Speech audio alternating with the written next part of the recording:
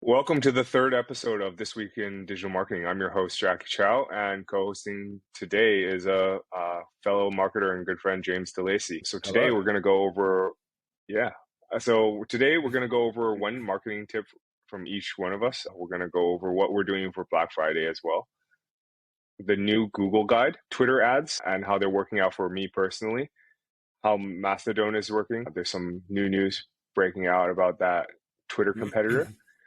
And yeah, maybe if we have some time, we can go over some other Reddit threads that are popping up this week. So, James, what are you working on this week?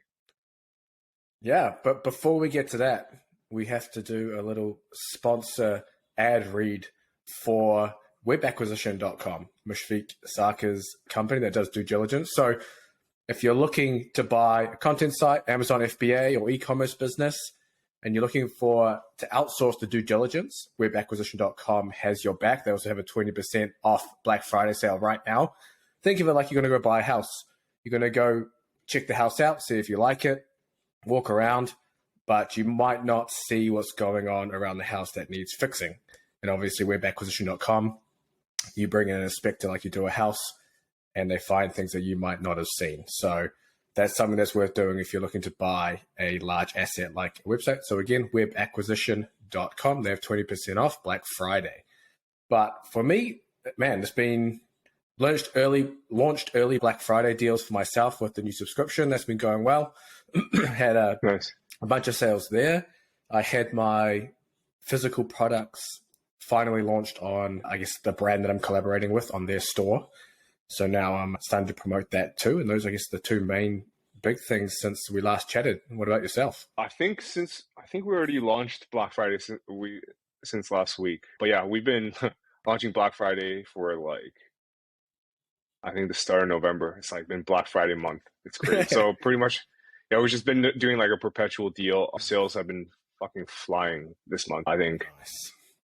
Yeah, it's been good. Our pop-up is live in London. That's pretty exciting. I've been driving a couple sales through there. So people are just going into the store, checking out our products, and then scanning the QR code and just buying. Yeah, so that's been going well. Good. I think, we've hit, I think year on year, we're up 170% in sales. And we've had a couple 10K euros plus days. So it's pretty fucking sick. Pretty happy about that. And yeah, I think this week I've been working a lot on the YouTube side for the niche site. I've been also posting on Twitter about that. That one's actually going crazy. I think I have one video that's at 150K views, and that's a short posted. No, it's a long one. Oh wow! So yeah, from that one video we got almost 800 subscribers, and we've hit our monetization requirements. So we can start monetizing pretty much today or tomorrow. So I guess it just goes to show all you need is one video that pops off. And then yeah, you're golden. Yeah, I'm really excited because I think from 100K views you can make about $5 per 1K. So what is that, $500 per video? If you can, yeah. Dude, that's solid though. Pretty sick. Yeah, I'm really excited to open up a new channel for that. Business is my architecture one. So really hyped about that. And yeah, what do you have for us for the one marketing tip this week? Dude, I wasn't prepared for one marketing tip this week, but I'm just going to go jump in and promote your shit on Black Friday. Yeah. So I guess the one thing that I did for Black Friday, I went pretty hectic. I did $1 subscription for the entire month with the idea of putting as many people as possible. And the way I'm promoting it through the site is a large banner. I don't know what you call them. You know, I guess pop down banners that come up on the site. Or the top? At the top, like a floating, I guess you would call a floating banner. And that kind of has that countdown timer for the scarcity, the offer, and that takes them to the page. So I've got that. I've got my email list who I sent an email to about the Black Friday, and throughout the week, instead of just sending promotion style emails, I'll send you articles, information stuff that will take them back to the site without telling them there's something going on, so they can see the banner as well. Because I found that when you start writing things like $1 offer, Black Friday, trial, purchase, whatever, then you get sent to the promotions folder on Gmail like instantly, and that just like cuts you open. Mm-hmm. So that's something that I got to send a promotional email, but I'm going to send more informational stuff throughout the week just to hit the inbox. And then obviously as it gets the last day, you know, final call, last notice, whatever it is, and go from there. Yeah, cool. I think I've had some feedback from some of our listeners, and they're really into our like us talking a bit more granular into our like tactics. So Okay. I guess like maybe you can talk about a bit more about your email marketing strategy. Yeah. Which business is this for again? Sorry. Both. I've done the same. Oh, okay. I've done the same. So my combat sports one and my general, I guess, strength sports fitness one, exactly the same business model.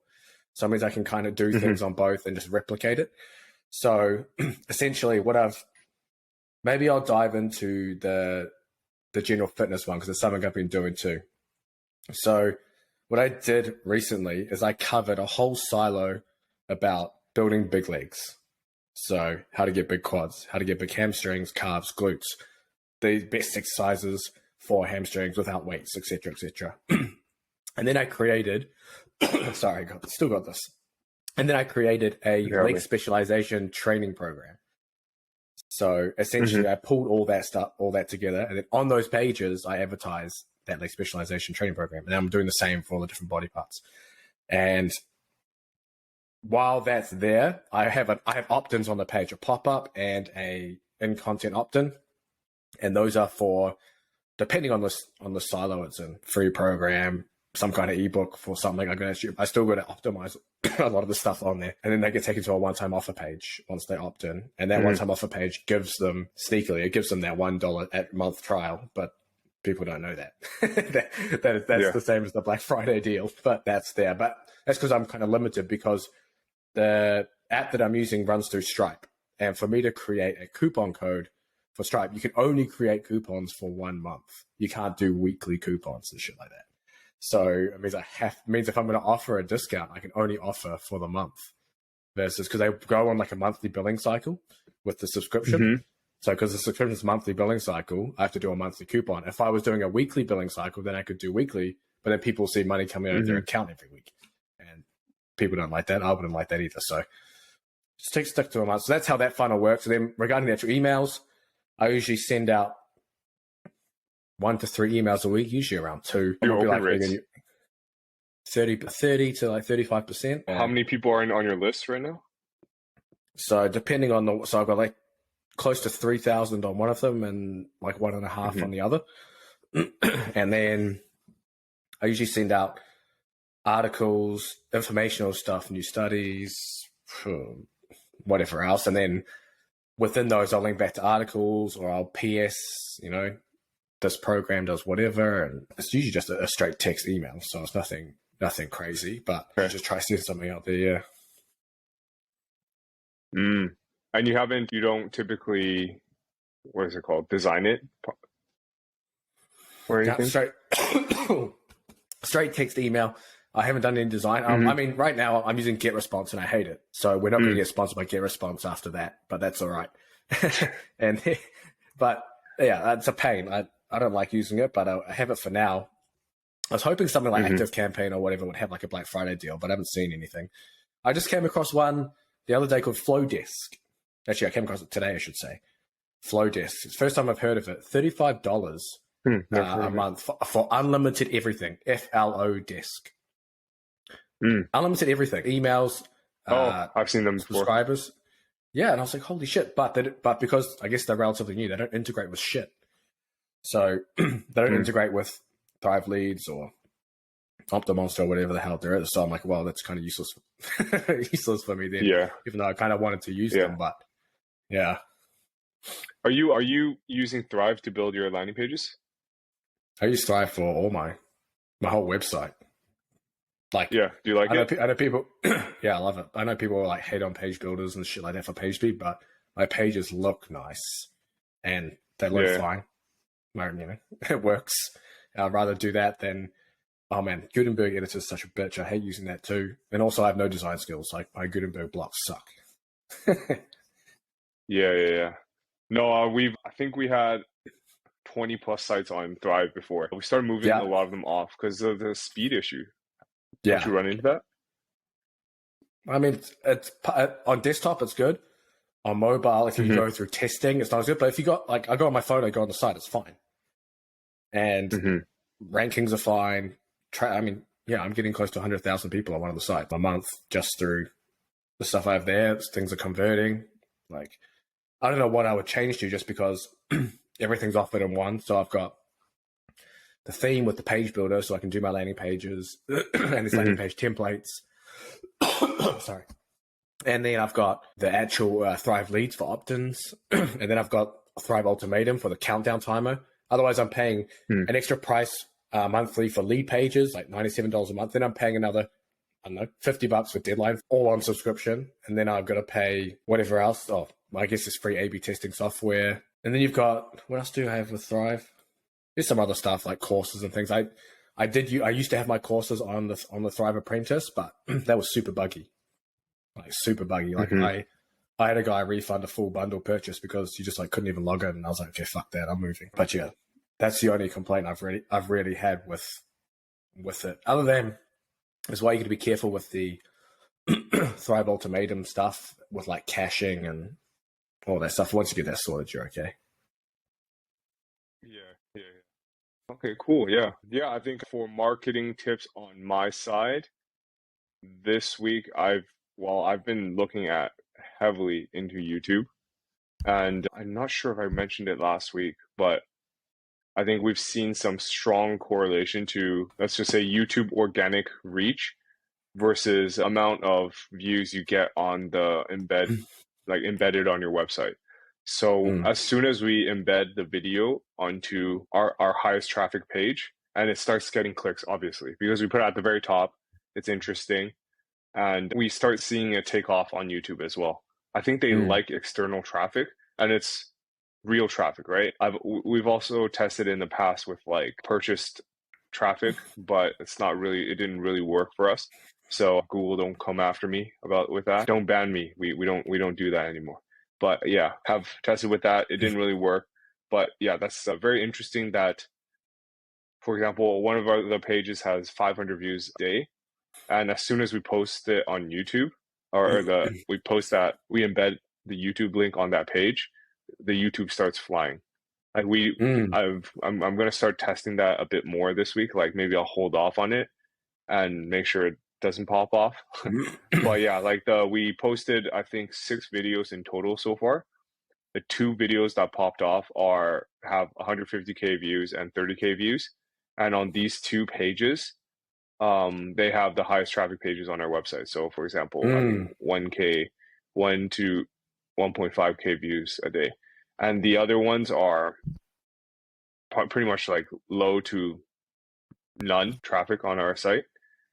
But yeah, that's pretty interesting to see. Do This those week we videos have show up three on to the four SERPs more. too? Yeah, they do actually. Okay, yeah. Right now they do. Yeah, it's great. It's crazy. Nice. I just wanted to find. I've been like desperately trying to test out some black hat methods. Like, Mm. is embedding on a web page a ranking factor on YouTube? I don't know. I wanted to test that with PBNs, for example, because Yeah. we have like PBNs internally, and we have some great suppliers for PBNs. If you guys want some sponsorships, please reach out to us, James or me, and we can chat about pricing. But yes, I've been desperately trying to find out any ways to growth hack this YouTube thing. But for Mm. example, for YouTube Shorts, I haven't figured out a way. It's just like posting. It's like throwing spaghetti at the wall and seeing what Yeah. sticks. It seems random, eh? We Like it's just something just decides to take off, even though maybe you spent like 2 seconds doing the video. Yeah, yes, for sure. And also it really depends on the platform. For example, what pops off on YouTube won't pop off on Instagram. And Mm. whatever on Instagram, also on TikTok. Yeah. And I'm actually in Hong Kong right now, so I can't fucking use TikTok. So annoying. It's like banned here or Mm. something like that.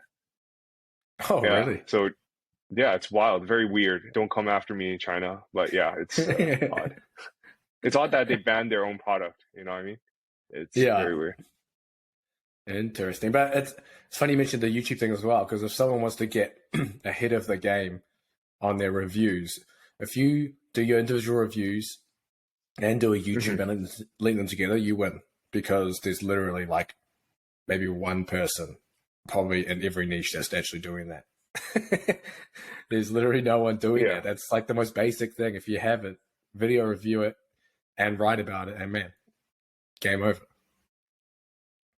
Yeah, for sure. That's a differentiator. I think we talked about that. Like maybe what you could do to set yourself apart, because we talked about taking product images, right? We're like as affiliates, we're not able to really purchase all of it, but if you do have it, definitely start shooting some content about it. Yeah.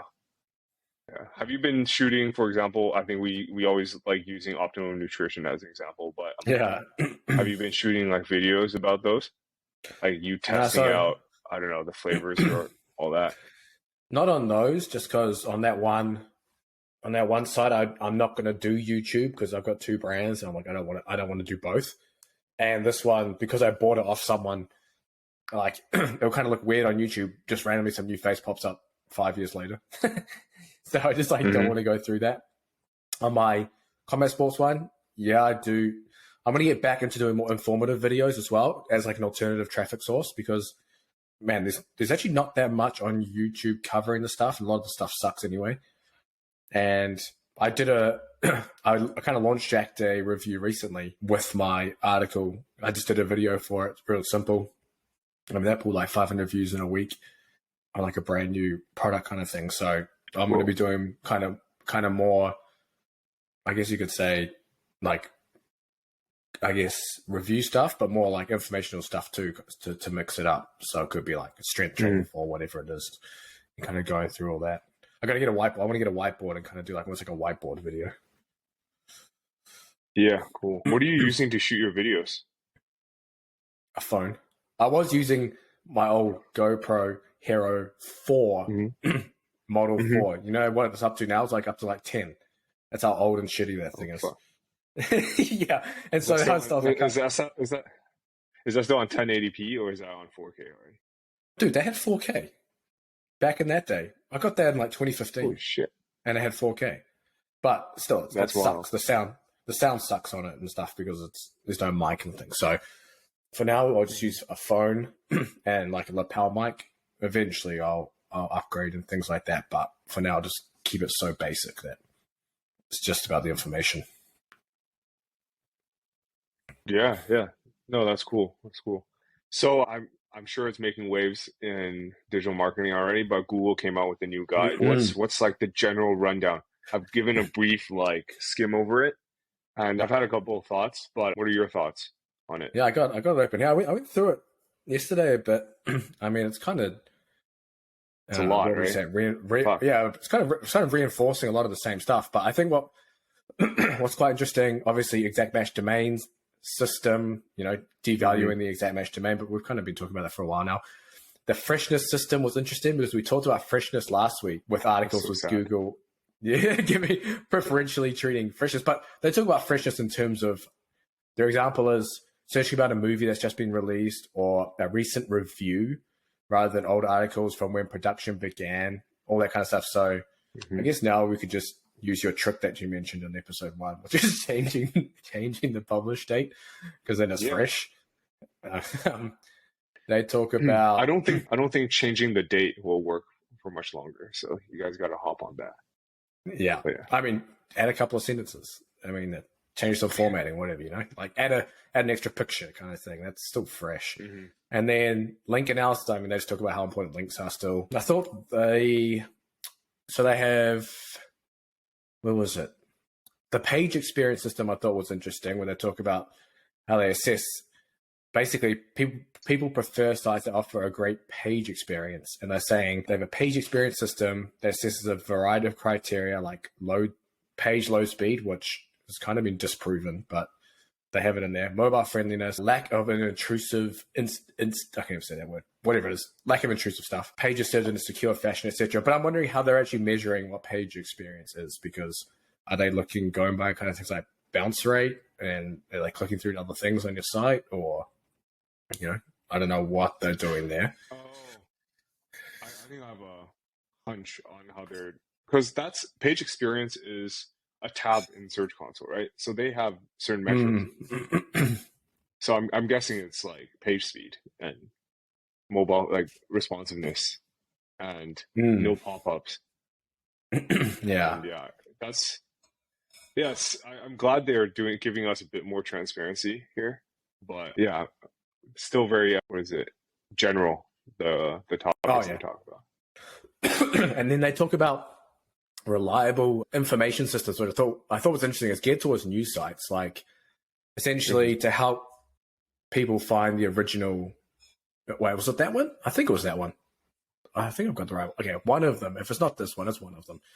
About finding the original source. That might have been the original content one, or might be them both together anyway. But anyway, they're talking about to elevate journalism. They want to they want to demote low quality content and elevate quality journalism by having reliable information and basically almost like unique content on that. So if there's a news story about what if, and everyone's saying the same thing, but you have a news story that talks about maybe something that hasn't been discussed yet, then I'm assuming they want to prioritize that over something else. But I mean, to me, that kind of just goes into the blogging world too. You see everything is rewritten from everything on the first page, but when you're adding your unique perspective to whatever it is you're writing, it changes it. And at least from what I've seen, it helps with the rankings. Yeah, yeah, for sure. For us, I think we're differentiating via the YouTube videos right now. Mm. So like doing product reviews for our niche sites on the via YouTube, that's been going well. But yeah, I think it just goes to like how do you separate yourself from the 9 other affiliate sites on the front page, Mm. all regurgitating the same shit. And yeah, I think for me, what actually stood out was the exact match domain one Mm. because they've been always saying that it didn't work, but it has been working since like a long ass time because we have a couple in our portfolio that like we Mm. purchased for like a couple $100 like 4 or 5 years back, and it was just hit I think a couple months ago. So it was like a Yeah. bestxyzguide.com, and the homepage ranked like number one for the target keyword. It was making like 3 to 4K a month. I should have Damn. fucking sold it, but I didn't. And it was alive until just like a month ago, and it Wow. was hit. So I'm guessing, and the other site was also hit. It was like the exact same time. So I'm guessing they rolled out a better way to detect the exact match domains. But Interesting. yeah, but I don't think it's working for fucking local SEO right now. It's really Mm. sad, but yeah, if you go like best, I don't know, gutter cleaners, and you'll see that Yeah. a Yeah. lot of the local searches are like best gutter cleaner Austin or whatever, Yeah. and that's still they still have to have a better way of figuring that out. But I think this one is quite easy to figure out, I think, because it's a simple. They just need to differentiate brand over keyword, and just like Yeah. if it matches exactly, just demote them. I don't feel like it's Yeah. that hard. They have thousands of AI engineers, like just figure it out. But Yeah. yeah, I think they'll eventually figure it out. I think we should give a shout out to Mary Haynes, Dr. Mary Haynes. She had a really good rundown. She was like live Mm. blogging the whole thread. I went through it. It was very clear. It's in layman's or lay person's terms. Don't cancel me. Now, this is the I'm I think, PC podcast, man. You have to say layman's. yeah, yeah, true that. But yeah, I have you been any Twitter ads, by the way?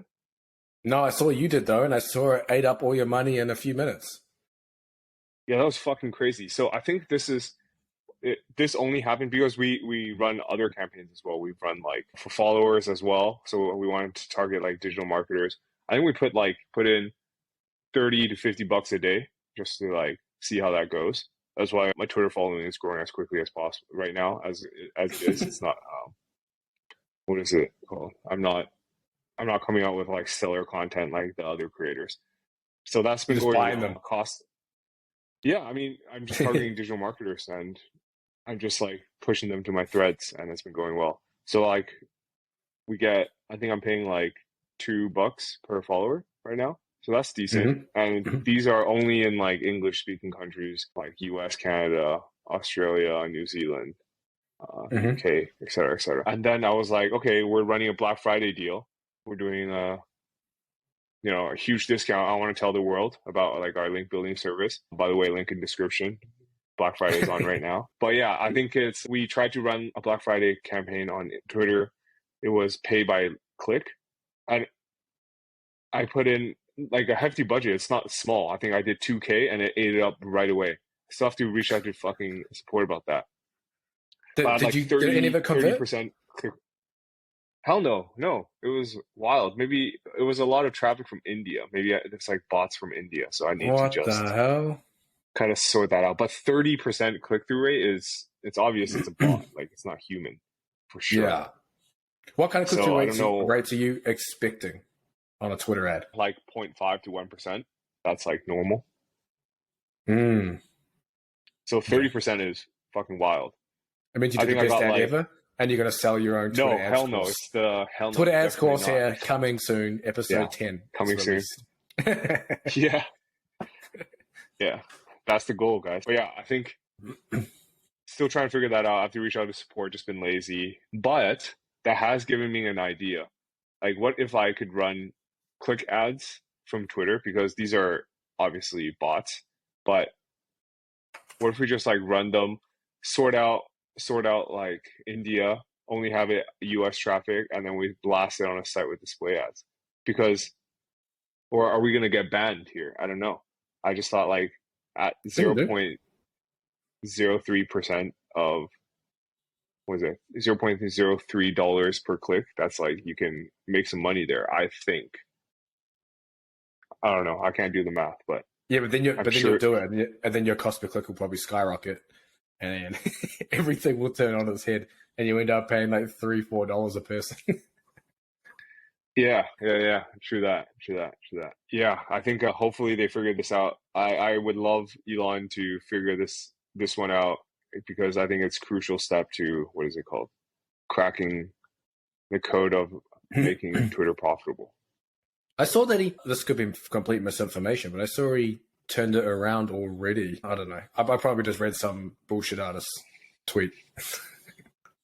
I mean, so I had an argument with one of my close friends who's a huge Elon hater, and him and I, it was so annoying because he's so stubborn. So we had to break down the numbers, and we used like their last public filings as like a benchmark. And we're like, okay, so Q4 numbers are going to be up. He fired more than half his payroll, so your costs are going down. And we saw that actually a surprising amount of people were on Twitter Blue before Elon stepped on. I think they had like nearly $1 billion in revenue just from Twitter Blue. So with the verification, even more people are on that right now. They put it on pause, but a lot of people are on Twitter Blue right now. And yeah, I think it's just he's nearly there. He cut costs by so much. So, and monthly active users are up crazy because I think media loves posting about Elon because he's so polarizing, right? And he's just getting free PR. He keeps doing this, and the media companies keep falling for it. He's doing that Kim Kardashian effect where, like, love him or hate him, you're talking about him, which is free PR. Fucking genius. A bit cuckoo, but like genius, you know what I mean? Yeah, no, for sure. Yeah. And I think we mentioned a couple, either last podcast or the podcast before that, like Mastodon, Twitter's competitor. There's like some huge reports coming out that like the moderators, you know how I told you, like it's kind of like Twitter, but each each like niche has its own like channel or whatever. It's kind of like Discord.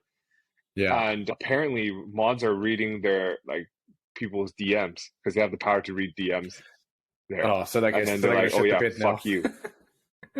Yeah, so they've been reading DMs. They're like, yo, you're talking shit about me, so get the fuck out of this channel or whatever. And oh my gosh. Yeah, a lot of negativity coming out there. So I think it's still fucked up. So let's see how that goes. I did link a Reddit thread in the what is it called? In the document. I'm not sure if you've seen that because I've been talking about this topic quite a bit with my close friends. I think it's just the general gist. It was sent from the Pancake Lady 651, and it talks about how like, hey, young people, go enjoy your life. So there's like right now with social media, with all the Andrew Tate stands. You get a lot of Yeah. like young people trying to make it, make it big, get rich quick, or go out and just get rich. And it's like a lot of the grinding. But yeah, I think a lot of my friends who have like that, what is it? Their chip on their shoulder. They want to go out and prove themselves. They've been like fucking burning out. You know what I mean? They haven't been like working on their physical health. Obviously, you're working on your physical health. That's great. But I've seen like a lot of like huge entrepreneurs doing like 8 figures, 9 figures, like just kind of leave their health, Easy. on the back burner. Yeah. So this is typically people in like their 30s and 40s, because obviously, Yeah. I think you're a bit younger. You probably won't see any issues, and they can get away with it. Healthy. Yeah. So I think it's the general gist of the thread is kind of like go out and enjoy the flowers, or smell the flowers on the way. And for me, which is hard. It is hard. It is hard, especially when you love what you're doing. So it's kind of like you're fucking, you're just enjoying it. You're doing like, you're enjoying these 16-hour days. So that's even harder. Yeah. I was having like, during COVID, I was busting out these 16-hour days, and like my arm was like fucking heavy carpal tunnel syndrome, man. Yeah, it was wild. Oh my gosh.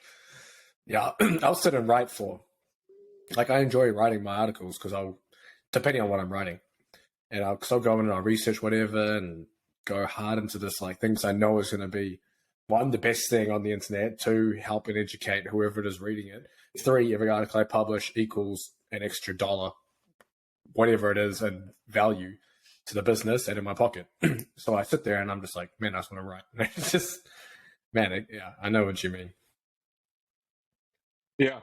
And I think this goes to maybe the final topic I wanted to talk about before we wrap up. But it's what actually helped me a lot was I was in this like private Slack group for like the last 4 or 5 years with a bunch of SEOs who've gone on to do like, it's relatively quiet nowadays. It's like 5 to 8, 10 of us, great people. We all started off at the same time. I just started off in SEO during that time. So these guys helped me a lot. And it was like a good way of, how do I say, like bouncing ideas off each other, because you have your partner who you can discuss like topics with.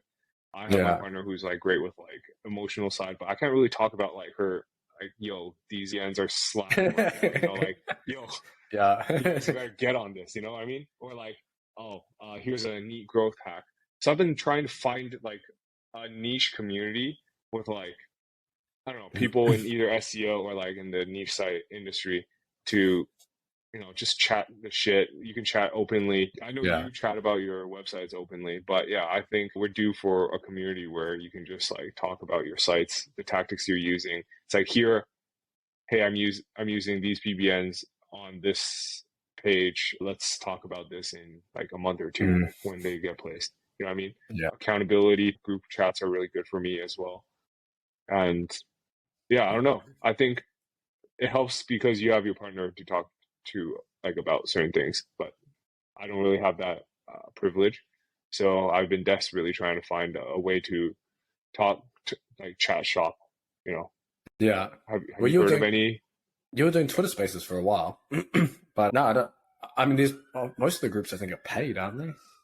Because I mean, if you're gonna have a private community, you piece it together yourself with a group of people where you can share stuff and not worry about the public, I don't know, negative SEO or whatever the hell goes on. But yeah, I mean, you're doing Twitter Spaces to try to talk shop for a bit, but you've stopped doing those now, right?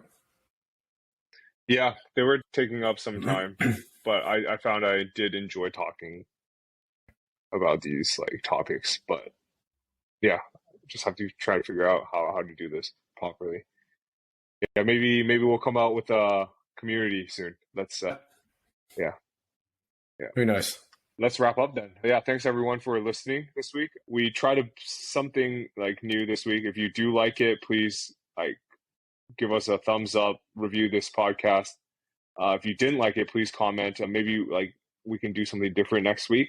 We're just testing figuring out as we go. We're just pressing play and just chatting. So let us know what you think. Comments below. Share it on YouTube. It really helps the YouTube algorithm. Let's game the algorithm together, guys. Perfect. It actually looks like you have a mullet there with the shadow. Oh yeah. Nice mullet, asshole. Yeah. 80s Jacky. I changed the publish date to most recent date for my blog posts. I do that for sites I've owned for a while, sites I want to push from ranks 5 to 10 up to top 5. That's one of the things I do when I buy a website. I immediately change it, slap on a nice theme, design it nicely, and change all blog posts to most recent date. And that typically gives it a jump. And then I would optimize the blog posts to try to maintain it